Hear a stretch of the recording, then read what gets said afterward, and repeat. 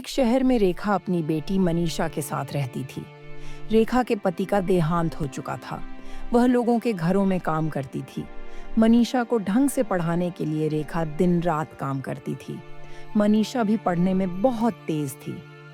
एक दिन जब रेखा घर आती है, माँ देखो, मुझे स्कूल से इनाम में ये ट्रॉफी मिली है। मैं स्कूल में फर्स्ट आई हूँ। बेटी ऐसे ही मेहनत से पढ़ाई करती रह। मेरा सपना है कि तू पढ़ लिख कर एक बड़ी अफसर बन जाए। लेकिन माँ, मैं अभी केवल 6ठी क्लास में हूँ, उसमें तो बहुत समय लगेगा।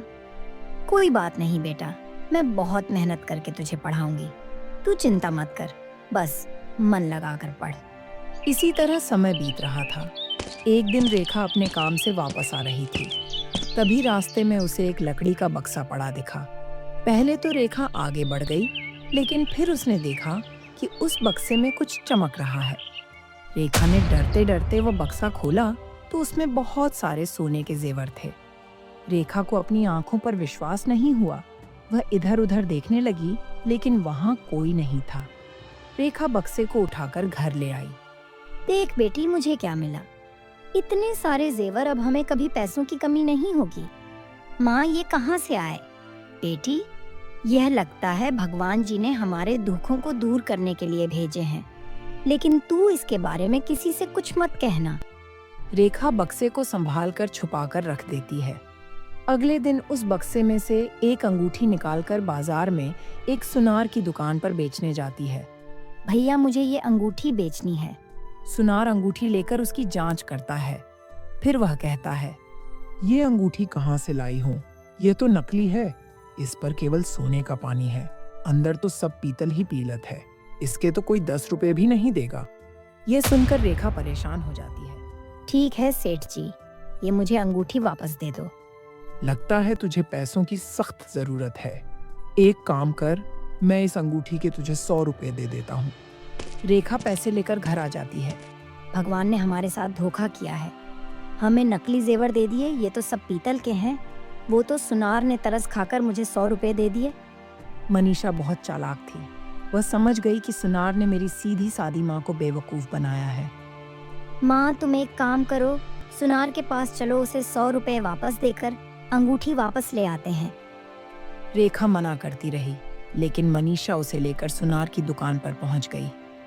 सेठ जी, वो अंगूठी मेरी सास की थी। वो अब झगड़ा कर रही हैं। आप अपने 100 रुपए ले लो और अंगूठी वापस कर दो। अरे, उस पीतल की अंगूठी का क्या करेगी? ये ले, 100 रुपए और ले जा। मुझे तो अंगूठी की बनावट अच्छी लगी, इसलिए रख ली। इसे देखकर मैं सोने की अंगूठी बनवा लूंगा। नहीं सेठ जी, आप हमारी अंगूठी वापस कर दो, नहीं तो मेरी दादी यहीं आकर झगड़ा करेगी। सुनार बड़ी मुश्किल से अंगूठी वापस करता है।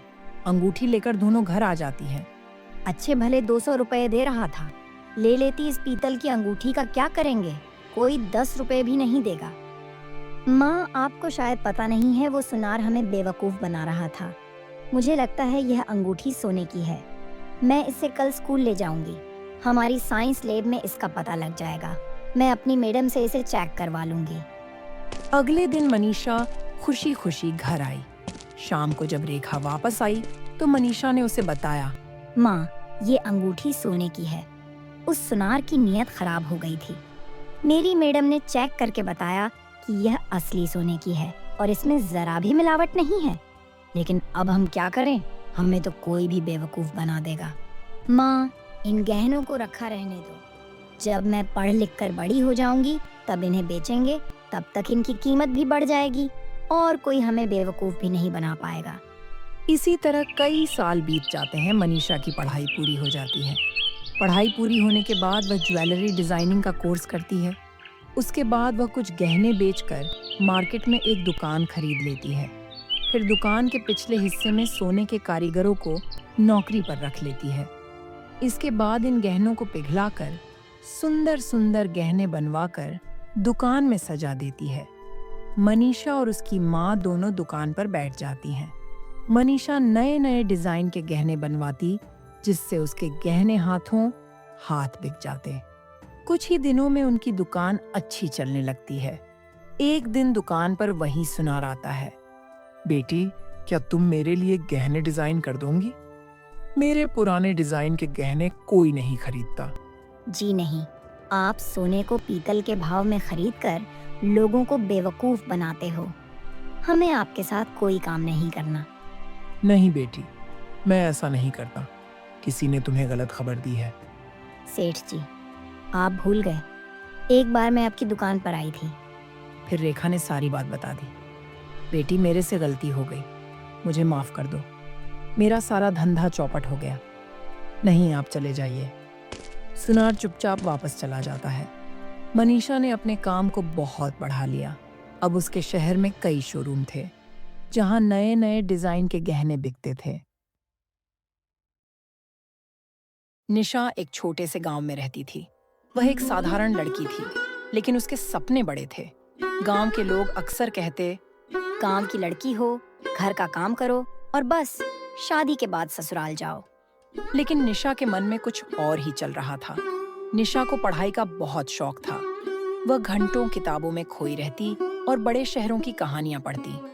उसका सपना था कि वह एक दिन शहर जाए और बड़ी नौकरी करे, पर उसके पिता के पास इतने पैसे नहीं थे कि उसे आगे पढ़ा सकें।